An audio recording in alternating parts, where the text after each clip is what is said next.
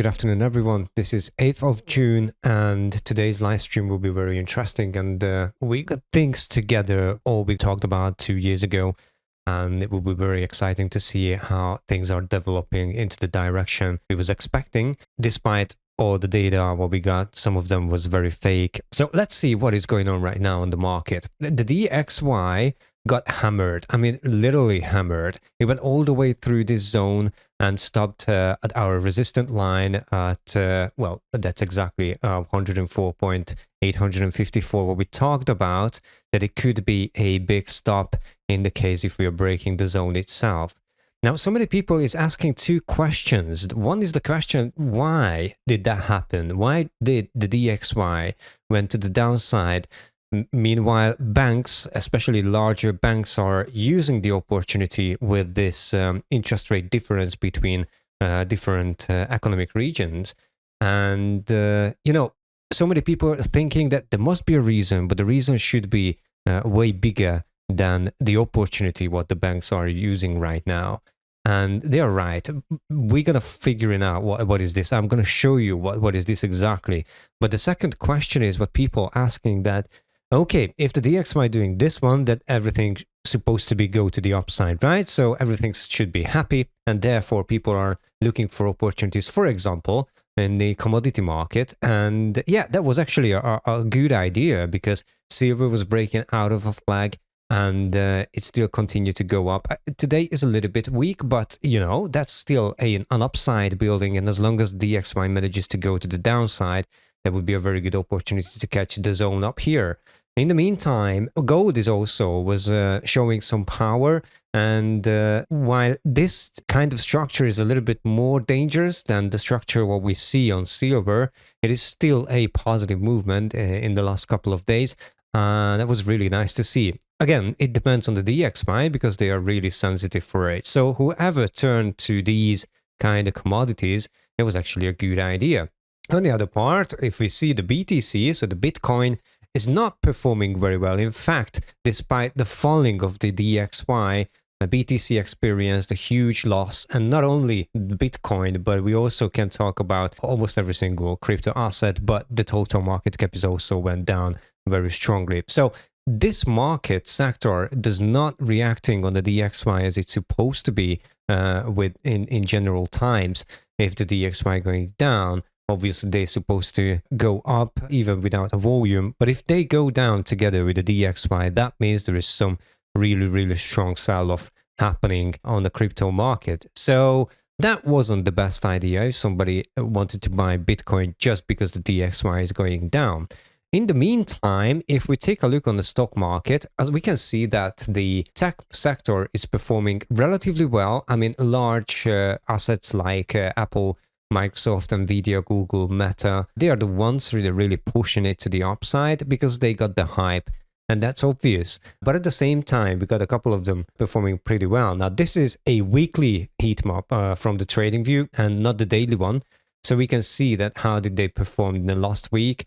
And the majority of the tech sector is going up according to the help of the DXY, and also obviously traders are riding the horse at the time.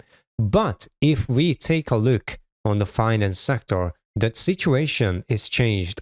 I understand you see a little bit more green because, those assets are just a little bit bigger on the screen. But in reality, half of the visible assets within the finance sector is actually red, and they're going down. Meanwhile, some of them are also going up. So it's a very, very mixed market sector. If we turn to the right side of the screen, we can see that health technologies are completely hammered together with the DXY. Consumer services hammered, energy and minerals, health services, process industries, industrial services. As you can see, services are down, transportation is down. I mean, that's like utilities are down. So everything is going down together with the DXY. And that is the point when we need to stop for a second and start thinking. Because riding the horse, meanwhile, the DXY is going down, is a good idea. It doesn't matter which market sector we are talking about. We can talk about commodity sectors. We can talk about the tech sectors.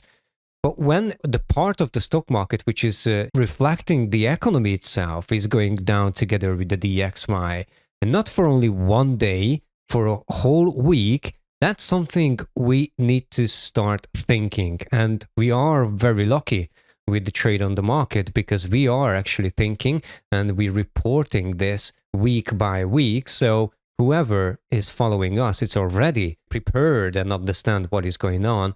But if you allow me, I'm going to explain that to you. And that will be a very, very easy explanation. And here we go. The macroeconomics the previous week. Let's see what happened in the previous week. Now, this conclusion is more important than ever I made on these conclusions about a 1 week performance of the macroeconomic field because we got what we got, and that was in the data. So first of all, we got one of the most important data for the US dollar is the ISM manufacturing PMI, which is down from 48.7 to 48.5. Not a huge loss, but let me just show you something. So this downward pressure on the manufacturing PMI, it signals that the economy is slowing further, and it's not a good sign. But the most important thing is that summertime, usually, which I signaled with pink lines here, so even if it's not the best performance of the year, but it's still the summertime is able to push up the numbers. And we experienced that in 2013, 2014, 2015, despite the decline previously, the summertime was relatively positive here, 2016, 17, 18, and then something changed in 2019. Obviously, we can talk about the reason why, but that if there's just 1 year anomaly, it would be fine. But this has been followed in 2020 as well, obviously because COVID arrived. And then we got the same situation because 2021 wasn't very bad in the summertime in terms of the manufacturing PMI, but it was like stagnating. And then we got 2022, huge decline in the summertime, 2023, decline. In fact, we are in negative in the summertime, and we just got another wave to the downside, and we did not start it just yet. We actually started that 3 months ago. So it's an obvious decline in the sector, and that's not a good sign, not a good signal. And we talked about that 2 years ago. And we understand how the US administration is providing data to us. But, well, let me go just further and you will understand why it is happening. So going further, the next very important data we got, oh, by the way, and that was negative for the DXY because of obviously the slowing economy. So the DXY got hammered by this data. So the next data we got this week, right after that, at the same time, by the way, is the US ISM manufacturing prices. Now, the US ISM manufacturing prices is down, actually, compared to the previous one. The new data is 52.1. And I'll be honest with you, that data is looking pretty good despite the decline as well. I still believe that this is a normal correction in the data. At least that's my opinion, according to my investigation. But of course, if we will see one more declining data, especially, sliding back underneath 50.0, that could signal some trouble as well and requires more deeper analysis. But so far, this decline, it looks like pretty healthy. That's not a big problem in terms of the manufacturing prices. So at this point, the market believes it's all fine as long as the job data is okay. So we got 2 data on Monday, which was negative for the DXY, and we got that negative reaction from the DXY.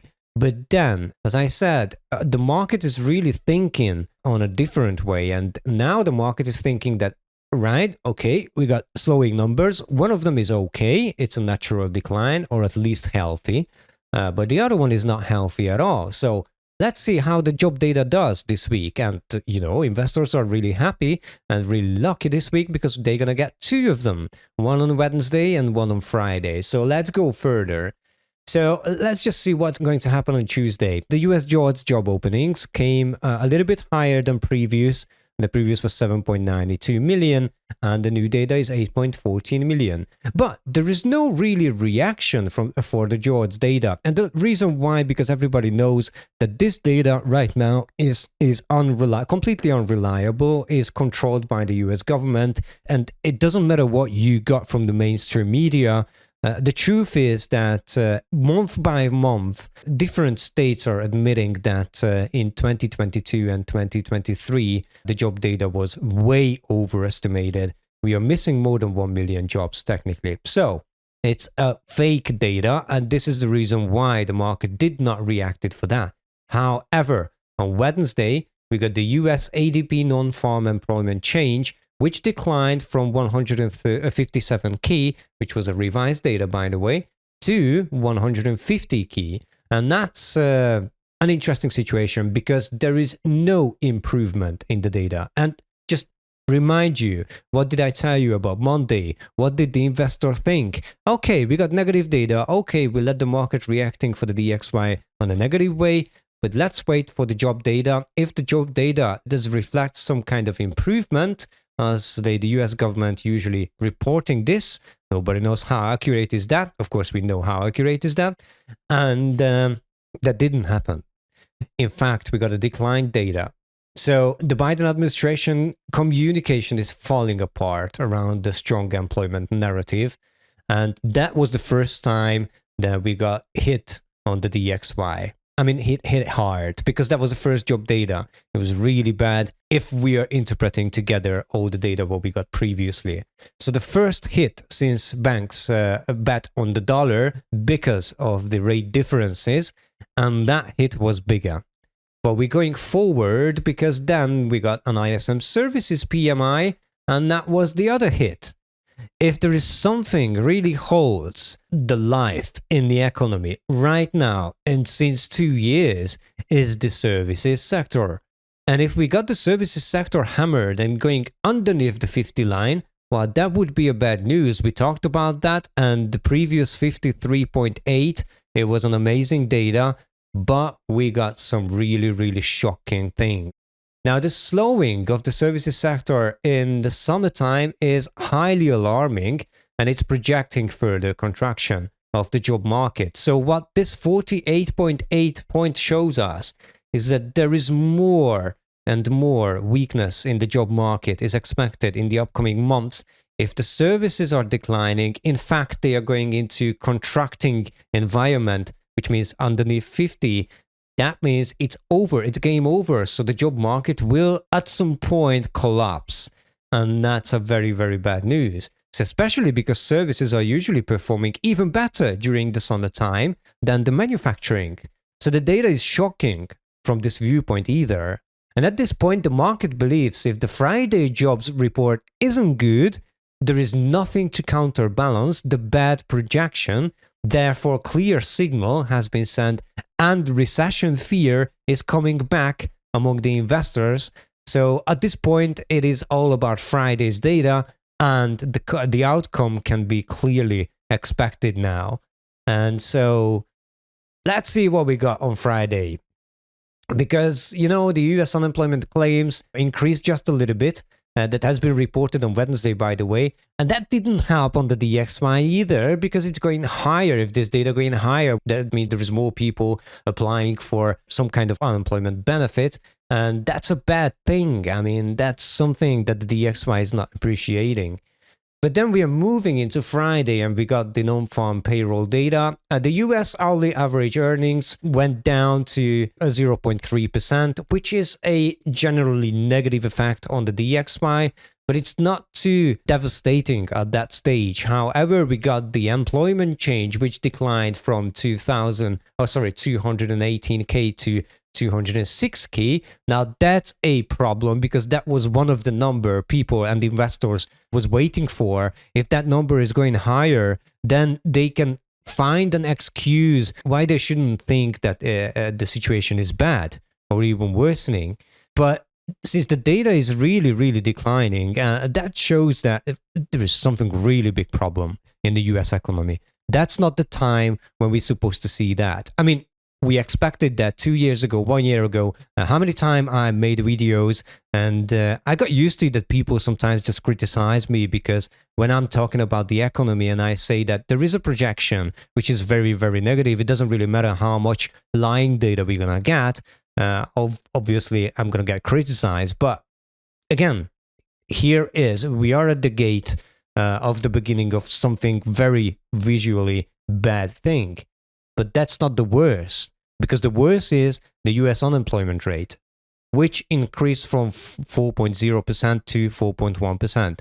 Now, there's a lot of people questioning the reliability of this data, because so many economic experts think that according to the calculation of the data, it is not the right calculation, and this number is supposed to be even higher. Well, I do think kind of similar, but at the same time, I expect that this is what we get. Whether it's true or not, whether it's clear data or not clear data, we obviously see some very mild long-term increase in the data itself, and let's just keep going higher. So we just broke the 4% threshold, and that 4% was a threshold for the Fed as well 1 year ago in one of a meeting. So this is something I'm watching, because this is something that Jeremy Powell is watching as well. So remember, I told you that the Fed rate cut can come if the economy is cracking. Now, this is the moment when the Fed will be in a really, really big trouble, because I think that's the time when they need to start cut interest rates, because the economy is cracking, the job market is cracking. It doesn't matter how much they lie about that, it is cracking, but they can't cut the interest rates, because otherwise the market would fall apart. Even there is not much left on the upside, only the hyped ones, it would just fall apart. And before an election, having a very bearish market, in fact maybe a whole market crash, it is very negative for the current administration. So the current administration does not really allow the Fed to cut interest rates. And I know, and probably Jeremy Powell is half right about that they're trying to be independent of politics. But at the same time, we all know how dirty this game can be in the US. And so it is something we need to take into consideration, that there are still power holding back Jeremy Powell to cut interest rates. But if he does, regardless what the administration tells him, well, that would be a really, really shock for the market as well. But it's shocking already. So technically, the reason why the DXY went to the downside is indeed the macroeconomic environment, because this is the first time that people really facing with reality that the economy is not as good as they heard in the last two years from CNN, MSNBC, and other mainstream media. This is a very similar situation like the Biden-Trump debate, when people were shocked that, oh my God, oh, Biden is really sick. I mean, he is not well, he is ill. And people just pretending that like, oh, we didn't know about it. Oh, come on, man. That was something very obvious in the last 4 years. And people just did not want it to accept, because they so stick to a narrative coming from the Democrats, and now they are trying to save the day. So this is a very similar situation with the DXY and the market reaction for this macroeconomic environment. So the market is actually facing with the trouble. And that's the first step. The market is sending the signal that, hey, we don't like this. And you know what's the strange is that now they're reacting to the DXY as well, because they need to judge the DXY. They need to judge the American dollar. And if the American economy is not doing well, and you cannot hide it anymore, then you will see this in the price of the DXY. Now, obviously, the government and the Fed is also have some kind of tool to counterbalance this negative effect on the DXY.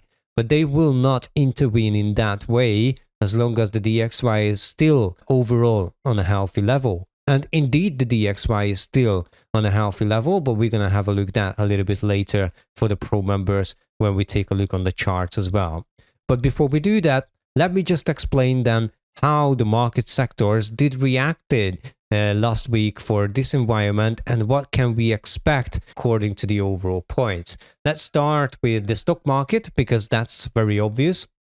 And as you can see, the overall point is increasing from 46 minus to minus 35. And well, overall, that's because, as you can see, the market news are spiking a huge 5-point difference into positive.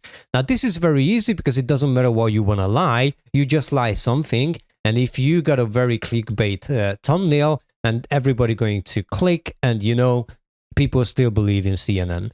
So therefore, we saw that the technicals are actually, over the last few months, pressure to the upside is changing a little bit because the narrative is actually spiking there. But there is a weird situation that the market sentiment and psychology improved only 2 points into the positive side, but it's still in a negative territory. Now, why the hell the sentiment is in negative territory still when we got the very positive news? Now, just because we got very positive news, that doesn't mean that this positive news can affect every single market sector on the stock market. In fact, it doesn't. So we got the technicals because even the bad performance stocks and share prices are trying to, set up for a kind of positive way, but they are in a very negative environment.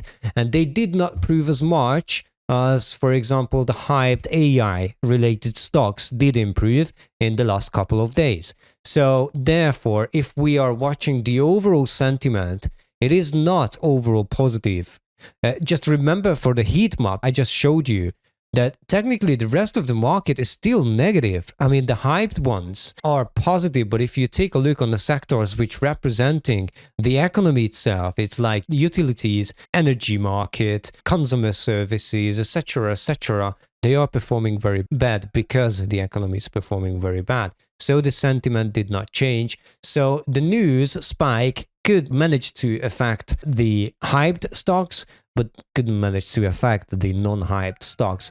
And this is the reason why we got a huge point increase, but I would be very careful with this point increase because, as I just explained to you, I would be very cautious in terms of which market sector is affected by this overall point setup or not. But regardless of this one, I think this point increase is big enough to suspect that even though there are negative performances as well, they could present some kind of positive movements in the upcoming days, especially if the DXY still remaining under pressure and declining, which we're going to investigate that with the DXY chart today. So that's the overall point what represents on the stock market. And if we talked about the stock market, let's talk about the ETF and index market. The overall point is behaving on a very, very similar way. As you can see, we got that decline to minus 35 last week, and now we have the minus 21. That's a huge point to the upside. But if you take a look, the macroeconomics are declining. So I'm going to explain that to you in a minute. The market news, the narrative, what the market news are trying to set is positive, in positive 2 points after a negative -2. We got the market sentiment and psychology spiking even higher than on the stock market. And that's because, S&P 500 and the Nasdaq is more popular because of the tech sector than any kind of, no-name share price. And the technical setup is actually increasing, but not as hard as actually we are experiencing that on the stock market itself. So last week I reported to you that there are no signs of bears, and that's a very interesting situation. But at the same time, we need to be very cautious because of that. So this week's overall point made a huge jump from, as I said, minus 35 to minus 21. And the main driver of this huge point increase is, again, as I said, the news. But there is a difference between the stock market and the ETF market because we also got the market sentiment spiked up very hardly. So both of them mainly responsible for the short-term directions. Therefore, we have to be ready for downward surprises. Now, despite this, because that doesn't mean we need to be very afraid of this and we need to start set up for shorting or anything like that. No, we don't. We just need to be ready for that because this could come very easily. So despite this, the environment has improved a lot. So bulls are on the stage right now and we are stupid if we don't use this opportunity. So our focus is, since technicals barely improved, our focus goes to the news and the narratives, as the sudden improvement could turn into sudden sell-off, while we will riding the horse to the upside, of course, in most charts, wherever is possible. So we focusing on the news. When we see that they changing their narratives, that means the story ends, because right now the only reason we are going up is the narratives of the news. So we got the driver. We know exactly what to watch in the ETF market. I mean, I just gave you everything and all my crystal ball right now. So let's move forward and let's see how the commodity market is reacting for overall. Now, that's a little bit strange because we got a decline on the macroeconomics. Obviously, a slowing economy doesn't really support accelerated mining, accelerated commodity usage, and manufacturing, etc., etc. So this is a decline because the economy is slowing. Now, we saw with the data, obviously, and they can't hide anymore. However, market news is declining just 1 point back from actually 5 to 4, but it's still very positive. As you can see, the market sentiment and psychology is moving up from 5 to 7 in positive, and technical setups are still positive. Didn't really change compared to last week, but this is a positive overall setup. So one more overall point increase, as you can see here, and that is very good. It's very stable. And this one more overall point increase to 42 suggests that whatever was positive last week is still stable. So this gave us the opportunity to focus on few favorite charts, especially within the precious metals. And I just showed you 2 charts of silver and gold that they are in correction right now, but when we get to the charts, then I'm going to explain to you how to interpret this one and how can we reacting for that one. So it's a very easy, very simple market sector right now, but let's see what's going on the Forex market. Now, as you can see, we got the usual decline in the Forex market with the macroeconomics, and that's not a good news for obviously for any market sector, but because the DXY is the dominant, whatever is negative for the DXY, it will be positive for other currencies anyway. Doesn't matter how much the economy is down on the toilet. But now we got a 2-point increase on the market news and events, but that's really weird because we know exactly that banks are about to cracking. I couldn't bring the chart to you today, but I just got a new chart which represents that how much banks are going to get some kind of help from the Fed. We talked about that in previous weekend videos. Those were Hungarian, and I believe we made it last summer. So we started to experience again increased number of banks turning to the Fed and asking for help because they have liquidity problems. Now, when that thing starts, remember what Jeremy Powell told you. Yes, probably local banks are expected to go down big. And that's what they projected. And we should not be surprised because this is happening. But when it's happening, it's very bad for the bank sector. And now we know the connection with the housing sector as well. And so it could be very good, very bad, for the housing sector either. But because the good news is good news, how the not too clever part of the market reacting, or the ones they are following the not too clever part because they got the money, they're reacting positive. So we got 4-point increase on the market sentiment and psychology because they're reacting for the positive news, and therefore obviously the setup was just like booming because now we got 2 effects together. So everything which is non-DXY, and I mean the EXY, which is the Euro index, the BXY, which is the British Pound index, the JXY, let's talk about that JXY a little bit later with the Japanese, but you saw with what's happening with the QE, with the OC, and so almost everything is going up because of the reaction for the DXY, but at the same time, the positive narrative on the news as well. So this is 2 power together. It's powerful enough to counterbalance the banks. That should talk, because I told you I expecting huge volume on the Forex market, and there we go. We got the huge volume on the Forex market.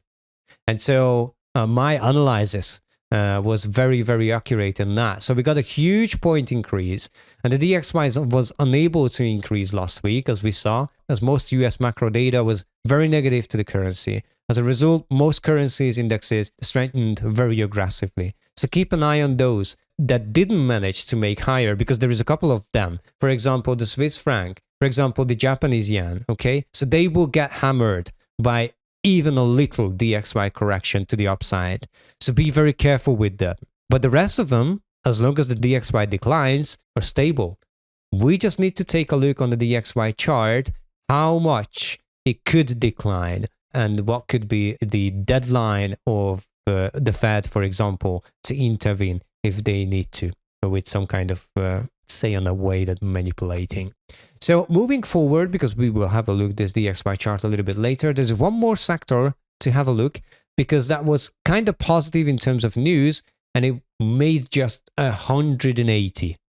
And that was a macroeconomic effect, which is negative, and it's going down from -7 to -8 on the crypto market. We got the geopolitics unchanged, but the market news, oh my God, the market news is falling 8 straight points to the downside, and it's going into negative territory since last year, September.